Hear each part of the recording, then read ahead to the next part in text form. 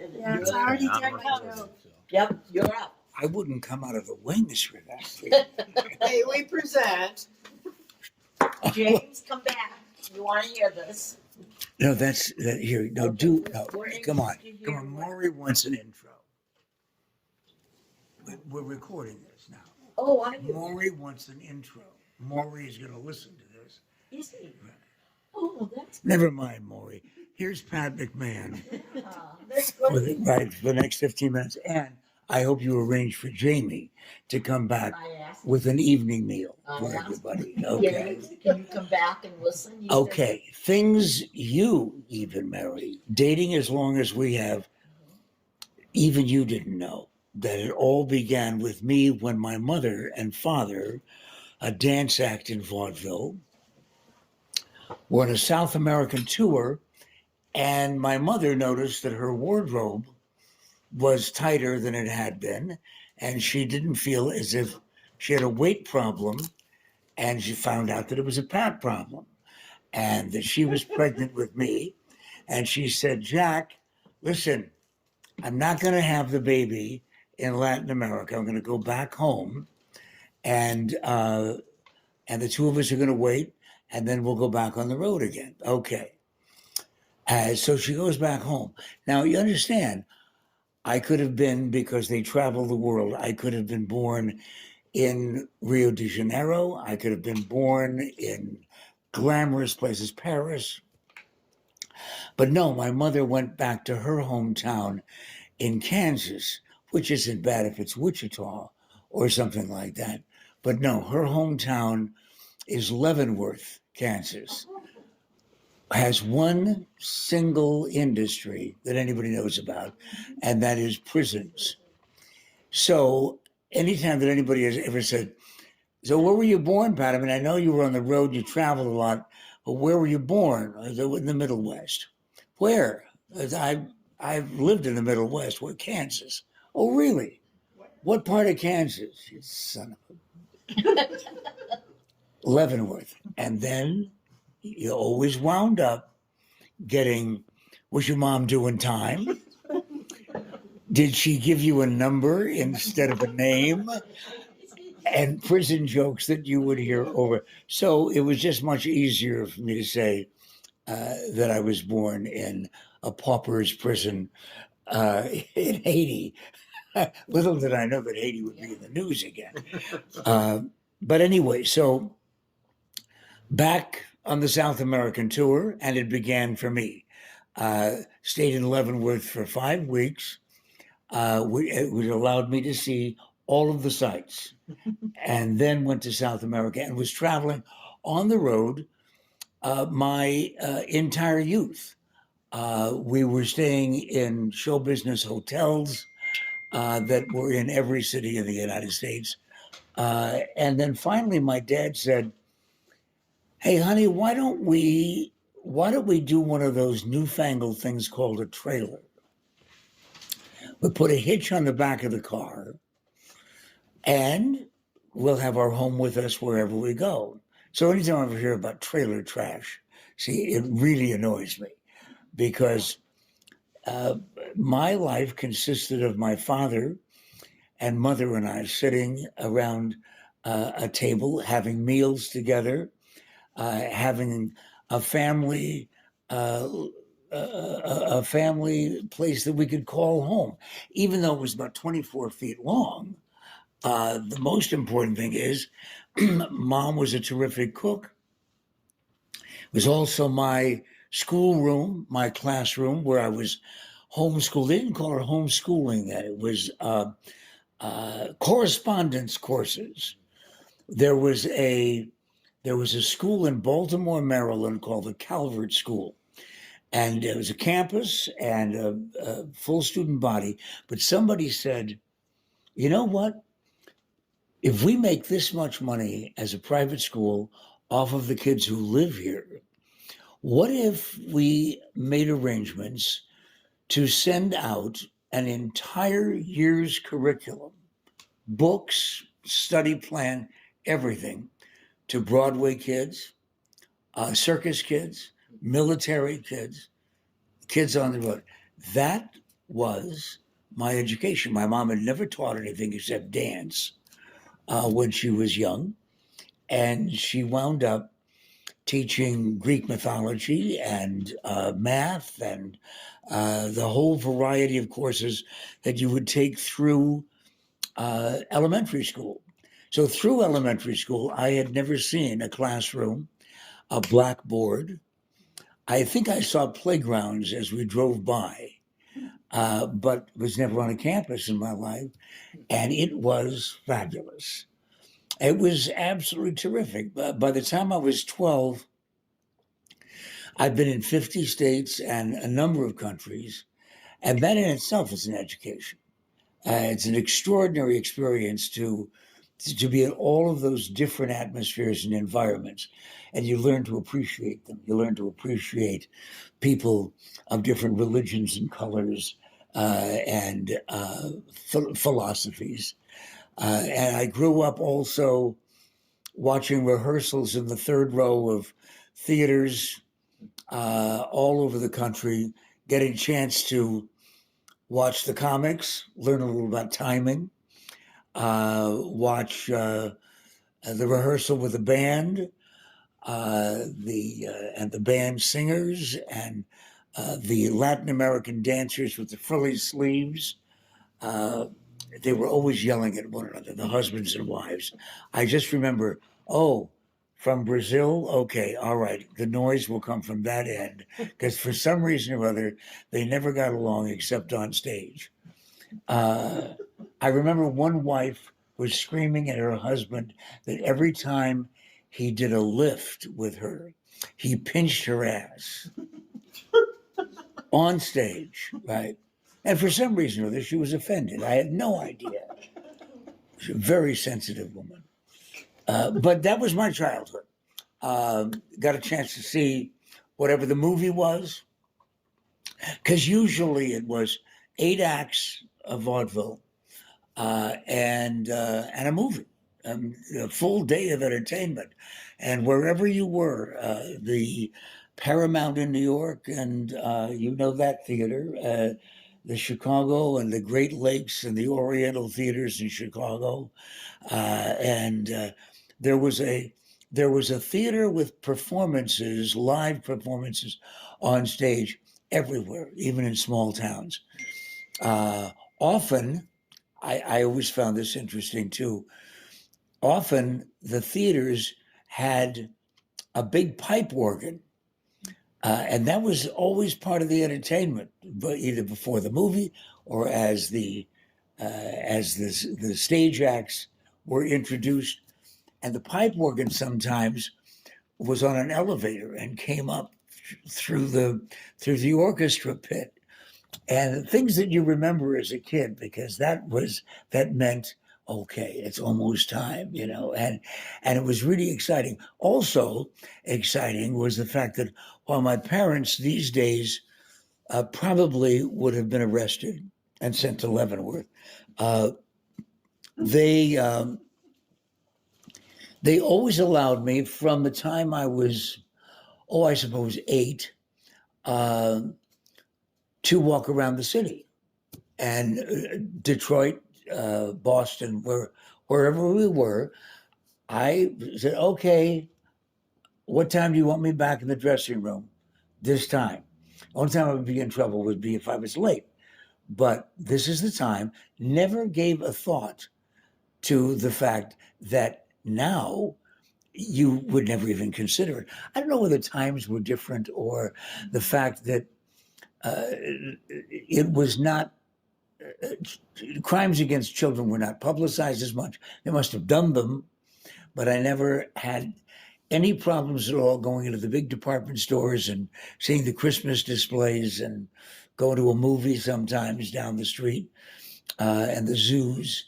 It was great. It was marvelous. And it was also great to be trusted. I think that a lot of my feelings now about independence and making my own decisions in life, right or wrong, came from, well, listen, if they're not around, I have to decide whether this would be a good idea or not. Uh, the real problem is that part of my audience left Maury, and she's in charge of the entire meeting. And I have never, ever found anyone bored so fast. My God, I haven't even gotten past 10. I shut the door because of the heat. Oh, yeah. She came in with the damn thermostat story again, Maury. What is it? Oh, It's for the Christ. door and she's hot. Child walking around downtown Lancaster, Pennsylvania. Could have been attacked by Amish anytime. But no. Mary Morrison said she's heard this all before.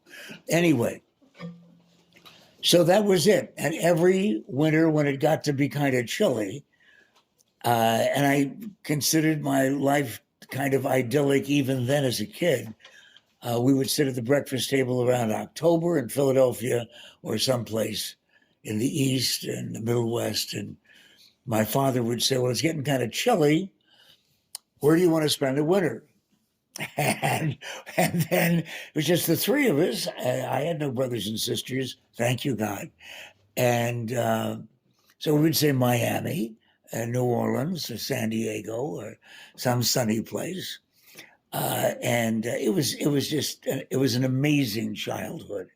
And my parents were truly extraordinary people, very talented people, and people who deeply appreciated the talents of others.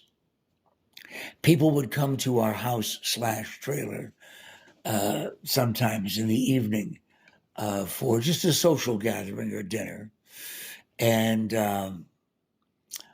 they would often come just because after a period of time, they would say, okay, Adelaide, that's my mother's name. Adelaide, would you tell the story about such and such? And some of them knew the stories by memory. And God knows my father did because he heard them all the time. But she was such a fabulous storyteller. And the timing and the great sense of humor that she had. Never opened her mouth on stage.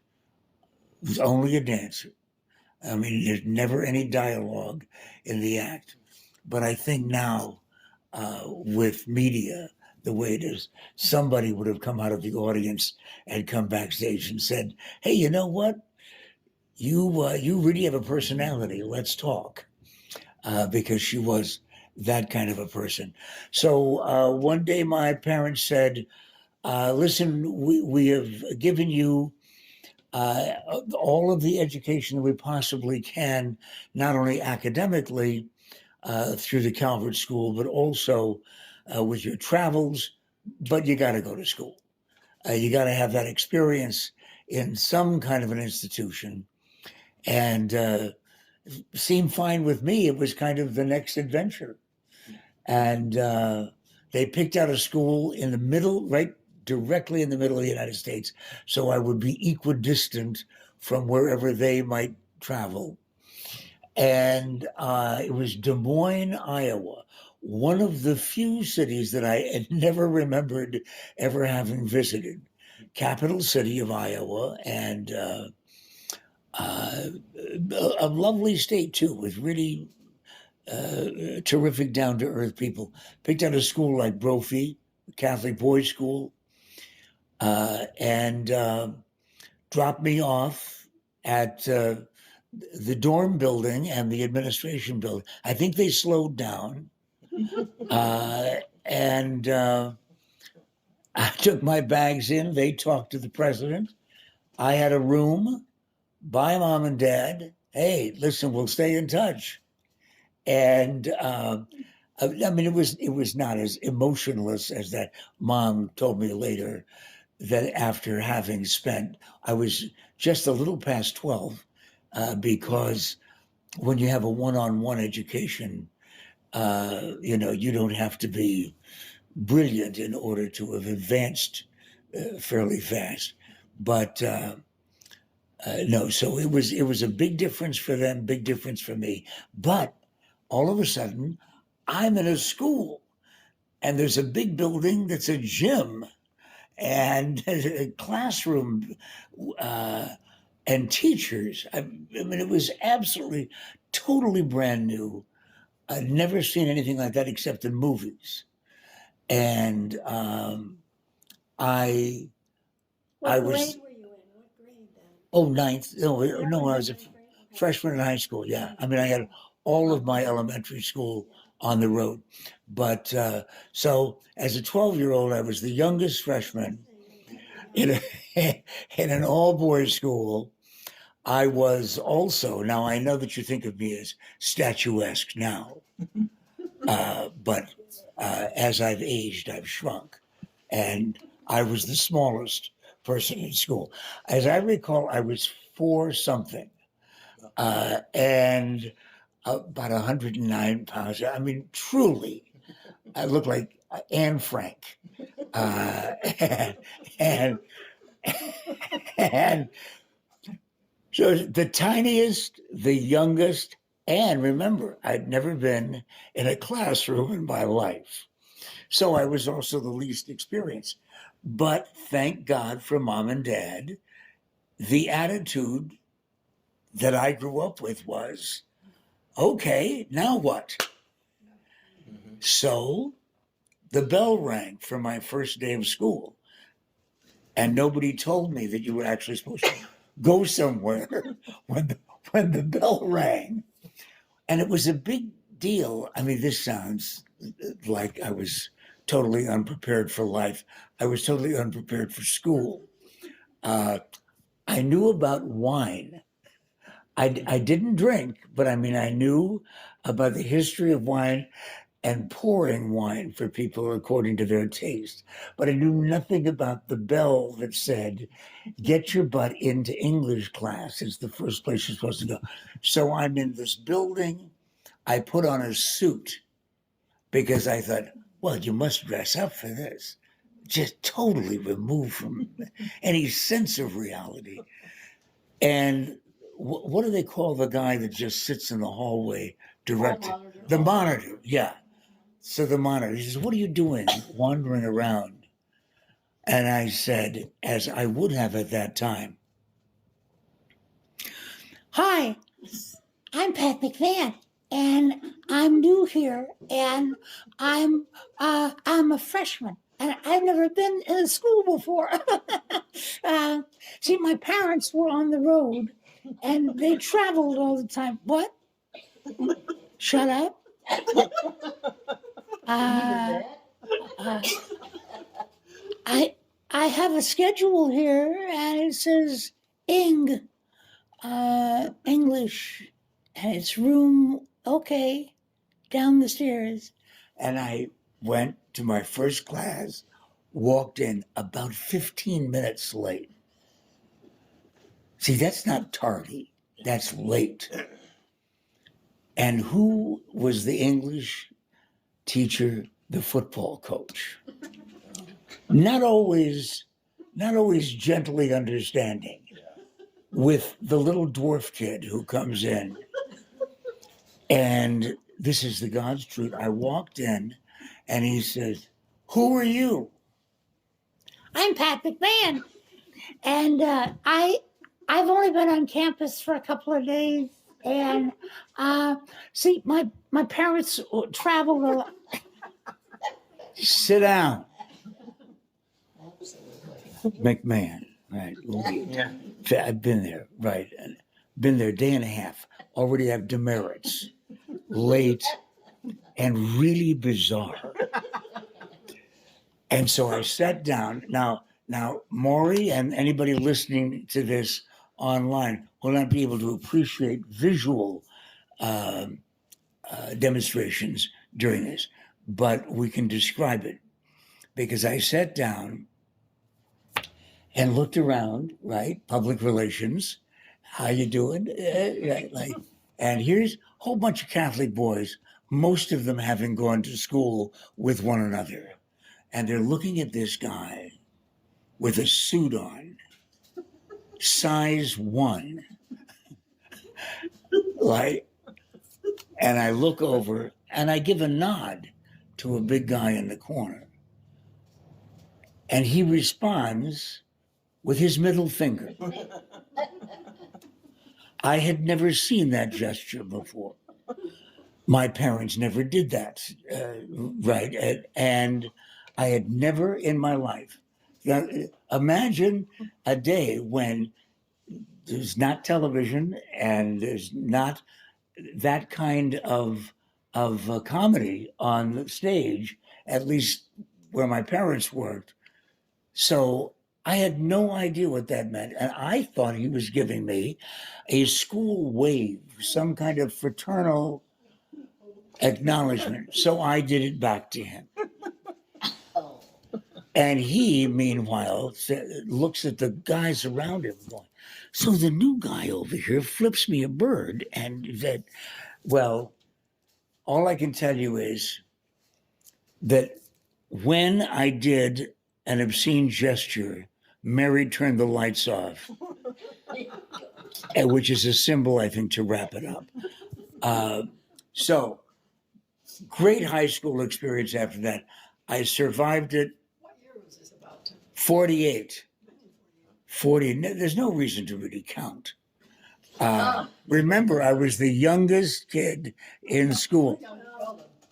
But anyway, so a lot of people would ask me, did you get beat up a lot? And was there a lot of picking on Pat and that kind of thing? Because God knows I had victim on my chest. The one thing that my father gave me, though, was his earlier career, which was as a prize fighter. He was a professional fighter of considerable renown. I don't know how nationally well known he was, but he had a lot of fights and did well. And I mean, if you walked in a room, you could tell that he was a fighter or a wrestler with the cauliflower ears and the nose going in different directions. But I didn't know how to play baseball because who was I going to play with? Didn't know how to play basketball. Where was there a court or football? Are you kidding? But I knew how to box. From the time I was 5, I guess, I had boxing gloves. And if you get pushed around a couple of times and you look like you can handle yourself, even if you're the littlest kid in school, generally they go in another direction and say, no, let's pick on that other kid, the one that doesn't know how to fight. So that really was the answer. And everything was fine. Had a great 4 years at Dowling, Bishop Dowling High School, and went to, because I liked Iowa so much, went to St. Ambrose College, now St. Ambrose University, in the Quad Cities in Davenport, Iowa, right on the river, and had a great time there as a theater and broadcast major. And so I saw one of those notification cards on the job billboard where the people that need help. Well, I needed money because the dance was coming up in a couple of weeks and I was broke. I thought, this is great. What do they have here? Oh, they're call letters, the radio station, KSTT, need a traffic director. Well, hell, I can do that. All I got to do is stand out of the corner with a microphone, say there's a Buick that's holding up traffic on Mulberry Lane, and I'm on for 5 minutes at the end of the afternoon, and they pay me. So I go in, apply for the job, tell the general manager why it is that I'm capable of handling those kinds of traffic assignments. He smiles throughout my entire audition and said, well, Pat, you know what? See, traffic in radio is not really traffic direction to what's going on during drive time. Traffic is how we get the commercials to the log and for sales. And, oh, I can't do that. I don't know how to, but it's a pleasure meeting you. 2 weeks later, I had a terrific conversation. 2 weeks later, guy comes into the room, and in those days you had payphones on the floor. So there's a guy on the phone that wants to talk to you. I said, who knows that I'm here? It's a guy from a radio station. Oh, maybe they decided to change their traffic patterns. And I can do that Buick thing again. Right? Hello, sir. Sure, no, I'd love to meet with you. This afternoon? Yeah, listen, classes are over at 3. Thank you. Sure. That's peculiar. I wonder why. And I went down and he thought I was funny. And he liked my conversation. And out of the blue, the luck of the Irish, he said, we really could use an air personality. And I said, well, I'm in class, though, until this time. And he said, well, no, that's fine. And it'll probably work with your schedule anyway, because it's afternoon drive.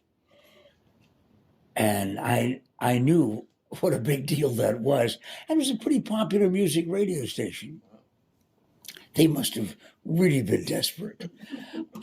And so, I mean, it wasn't even a matter of saying, we need somebody to fill in because a guy just left and he's going to be gone and we don't have anybody else in mind for a couple. It was a job. My first radio job. You owe him. Oh, yeah. Oh my God. Right. Because who knows what would have happened, you know? So I did that and had a great time playing music, and then some way somehow I went up the street to WOC, Wonders of Chiropractic. The owner of the station was the founder, B.J. Palmer, founder of chiropractic. Little old man looked like Toulouse-Lautrec would be wandering through the halls. You want a treatment?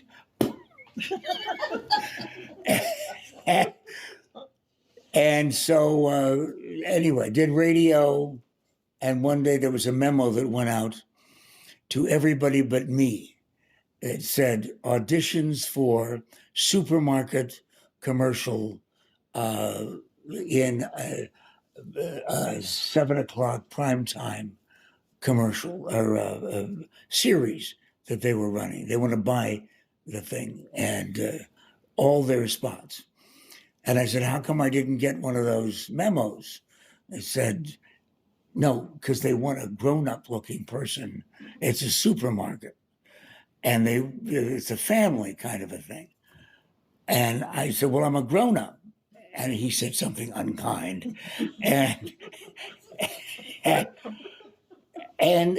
so the auditions took place. And I went anyway. And it was a prompter. It was not my ad lib anything. It was a supermarket and it was a prompter. And the memo later said to the sales manager, we want the guy with the funny voice. And because everybody else sounded like this. Go to this market, damn you. They all had that announcer thing, right? All with graying hair at the temples. And I think the reason I got it is because I was the only one who looked and sounded different. I was the guy with the funny voice. And that was the first thing I ever did on television. How old were you then? You were young. Okay, 22. Okay. And so radio and television at WOC drafted. In those days, you had to go and do Army stuff because there were people who were mad at us. And but there were no big conflicts going on. And so I thought, wait a minute, how could I maybe contribute? I wanted to be in Armed Forces Radio. How about if I just ask about being an entertainer somewhere? And so I sent a letter to an officer in Chicago. So what am I out? That was it. So what's going to happen? What's wrong? Went to Colorado Springs, Colorado, basic training, 8 weeks, and it was a nice place to be. And then they assigned us. Okay, Ernesto, you're in artillery over here. You're going to go into Memphis, Tennessee, in a base. You're going to learn to jump out of planes. And I'm thinking, wait, I'm not mad at anybody, and I could not think of anything that was less like me than launching an assault. And McMahon, report to building 460 on the base. What is 460? Shut up. Just go to 460.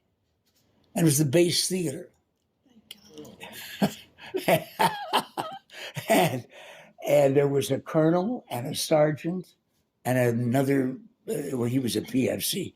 I was a private. And they said, okay, we're going to launch this theatrical tour out of Colorado Springs with about 25 guys, singers and dancers and comics. And I don't know, somebody told us that you wrote to them. Mm-hmm. That letter. And I remembered vividly, the colonel said, so we need an MC, but he's got to have a sense of humor. Now, this is the movie theater that's maybe 250, 300 seats. He says, okay, see the spotlight on the mic, on the stage? Go up and make us laugh. My God, the biggest pressure in the history of mankind. And it wasn't because I wasn't scared of peeing my pants or anything like that, because it meant that's what I could do for 2 years. Yeah. No inventory. For you. So I got up and did a monologue about basic training, and they laughed. And so that's what I did for 2 years. And at the end of it, let me know if you begin to drift off. No, I'm okay. Okay. So at the end of it, the guy said, where are you going? I said, I'm going to New York, because broadcasters go to New York. That's, I mean, if you're going to be successful. So why go through all of the other places before you get to New York? He said, would you have a job there? No. I'm going to New York to see what my future is. And he says, okay, but if nobody's waiting for you, he says, why don't you come with me? I'm going to Phoenix, Arizona, because it's May of 1960. And the weather is just terrific. And we'll maybe rent a place with a pool and get the khaki off and see what happens. That sounds good to me. So I did, and fell in love with the city. Just said, whoa, my God. This reminds me of Miami, San Diego. And so I said, well, nobody's waiting for me. So why don't I just take my resume, which I think had 3 stations, and go around and introduce myself. Channel 5 said, why don't you come down for an interview? Bob Martin, the program director at that time, and walked in for my appointment. And Nanette, the receptionist for years, was sitting there at Channel 5, First Avenue, the original building. And she said, yes, Mr. Martin is expecting you. He'll be down in just a couple of minutes.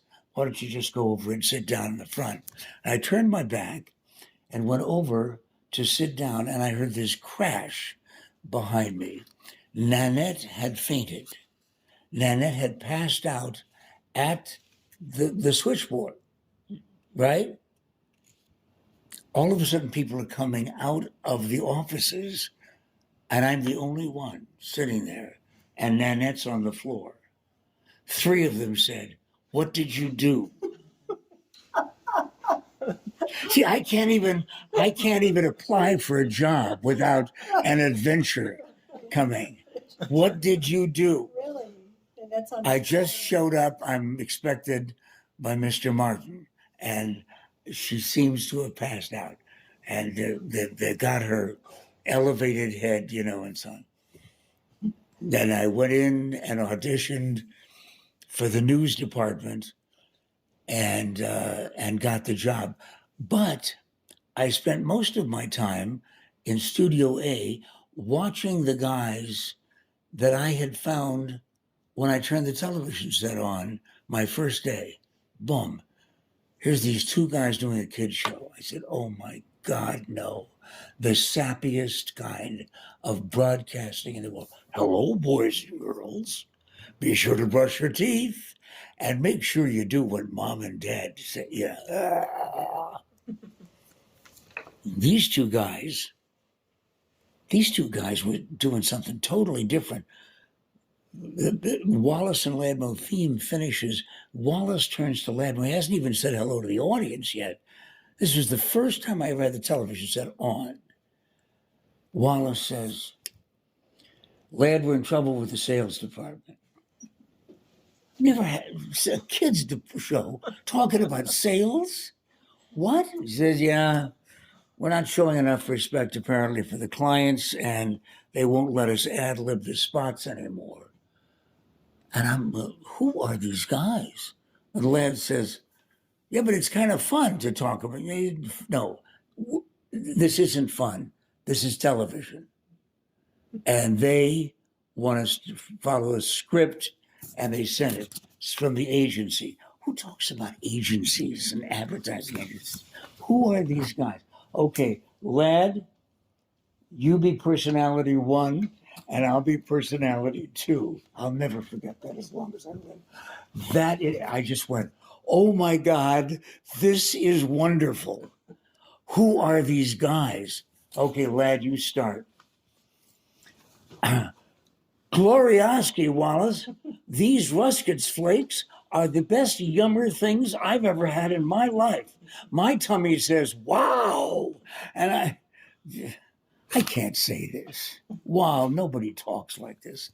Wallace says, I know it's embarrassing, isn't it? They have not even acknowledged the fact that I'm watching them. And he says, okay, all right, listen. Gang, look, you like cornflakes. These are cornflakes. There's a guy named Rusket that owns these things. He has a warehouse full of these things over on the coast. So when you go to the store with Mom, you're shopping for cornflakes.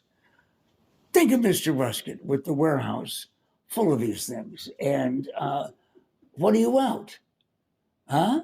They're cornflakes. And if you try them and you don't like them, here, lad, help me out with this. Wait till New Year's Eve. They take the top off and they sing, should old acquaintance be forgotten? And they go to a cartoon. That was it for me. That I said, as long as I'm watching television in Phoenix, at 4:00, I'm watching these guys. Oh my God, it was everything with the satire and the inclusion and all of these things. I fell in love with the show. One spot, one break. So then I got the job, and I went down, and I think I told him the story, but we became friends. We became really, really good friends right away. And then one day, when I was supposed to be doing the news gathering upstairs, and I was watching the show, Wall looked over and said, Pat, I've inadvertently written a 3-person bit. And there's only 2 of us. Well, you can imagine, right? I've accidentally added some, right? Would you help us out? What do I wear? That you've got on is fine. Here's a hat.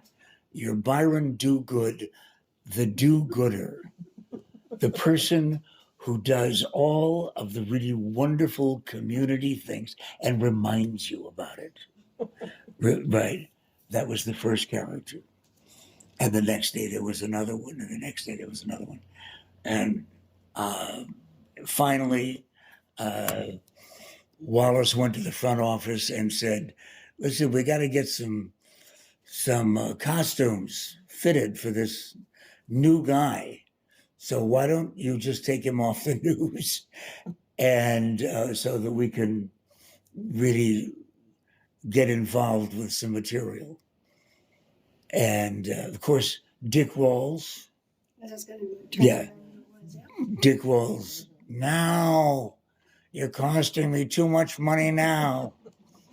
Right, which was also the voice of Grudgemeyer. And finally gave in, and I mean, I was a regular on the show, but then finally gave in, and I started getting paid, and everything was heavenly. It was 3 guys who had nothing in common about our backgrounds at all. The one thing we had was the show, and we all agreed what was funny. We never had an argument about a bit. And one day Wallace, in the mid-'60s, came in and said, these Beatle guys are on the front page of magazines and newspapers, which is where we got most of our material, is what was going on somewhere in the world, the flaws of mankind. And he said, we got to have an overnight teenage sensation. And Mike Condello, our music director, and I said, so when do you want it? He said, well, tomorrow, if it's going to be an overnight teenage sensation. And so we created what Wallace called initially Hubcap and the Tire Slashers. And I said, that's maybe a little too edgy. How about Hubcap and the Wheels? And I'm really going to condense this because it was insane. We went on, did Little Richard stuff and standard rock and roll covers. And one day somebody said, why don't you write your own song and record it? And we did. And we thought, it'll be fun. And then it became #1 on the charts. And Capitol Records said, no, the Beatles are #1 and 2 and 3 and 5 and 6. Who the hell is Hubcap? What is that? And they sent a guy over. We were doing a concert at West High in the auditorium. And we did the concert this act was so phenomenally popular that we actually did evenings with the big shows and production, and they would hang from the balconies with posters and saying, and they all knew it was me. They all knew it was, but as they said in the Wallace and Ladmo play, we all knew the Beatles were not coming to Phoenix. So this was as good as we were going to get. Knock on the dressing room door at West High. Hello, hands me a card. A&R person from Capitol Records. Right. And it really was. Like, Mr. Cap, would you come over and see if we can do some business together? I said, you like the group that much? He said, I couldn't hear anything. Everybody was screaming so loud. I have no idea. Went over, signed a contract with Capitol Records, Capitol Tower. And as we were getting out of the van, for the recording session in Studio A, where the Beatles recorded and Sinatra. And oh, yeah, that guy that's getting in his car, Nat Cole. And the guy that was with us said, Nat, hey, if the next album doesn't really do well, this guy gets your parking space. And Nat Cole was that. No, but so anyway, we did it, and it was hysterical fun for a while, except we missed the Wallace and Landmark show. We were spending an enormous amount of time in Hollywood, and it was fun, except the Wallace show was more fun. And insane as it sounds, we were doing well, and we all got together and said, what do you want to do? Because it's got to be this or that, because they won't let us just, commute back and forth. And the band even said, let's do the Wallace and Landmark show. Good choice. Anyway, that KTAR radio and talk, and the God Show now on on Dave Pratt's Star Worldwide Network, and I never stopped having fun. But an awful lot of really, really lucky, wonderful things have happened. And part 2 of my life will come up next year at the same time. Remember the date. You're reading my mind, because I was going to make this part 1 and give you another shot with part 2. You were reading Well, my no, mind. and, Not but today. and it's no, because I was thinking, okay, 2:30, that's enough. Everybody's got to go someplace. Yeah, but part 2 will happen. Yes, I think I we have don't to know have a how part to do 2. it. If yeah. anybody Yeah. has a part 2, you are most welcome. But I know I would like to hear part 2 of you. Well, I'll tell you what, as a little tease, Oh, part 2 can be, because the Wallace show I was on for 30 years, but part 2 can be my film career,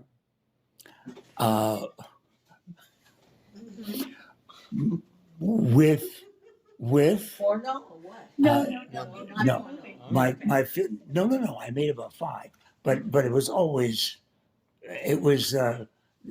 NBC movie of the week and things like that. But the movie with Orson Welles. Oh, yes. That's- Interesting. I have a question for you. Yeah, please. Did you ever resent the fact that it was Wallace and Ladmo and not Wallace, Ladmo, and Gerald? No, because it was Wallace, Ladmo, Gerald, Captain Super, Marshall Good, Aunt Maud. Okay. No, somebody wrote to me one time, and I can't figure out how much time he must have spent.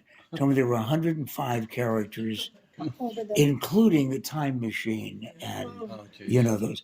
But it wasn't just Gerald was the antagonist that created. Oh God, it was so much fun to walk out on a stage and have that kind of response, because it was like applause, but the ultimate villain. yeah.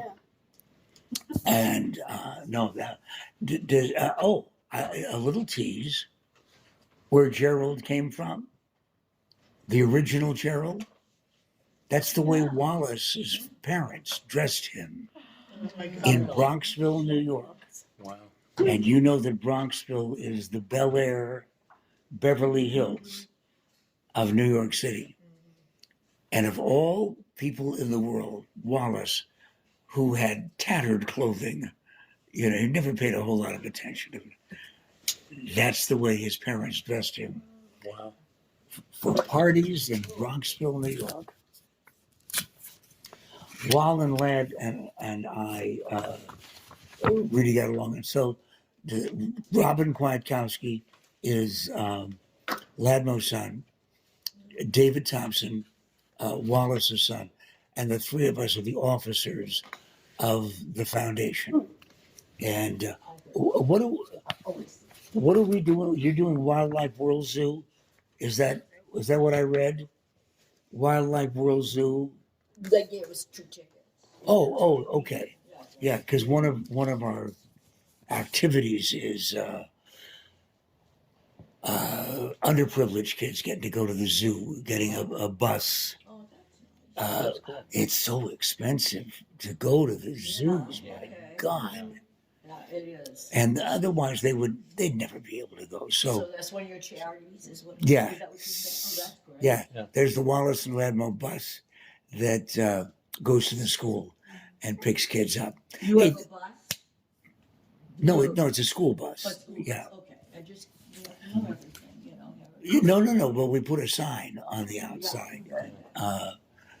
Hey, I thank you very much for your patience and your interest.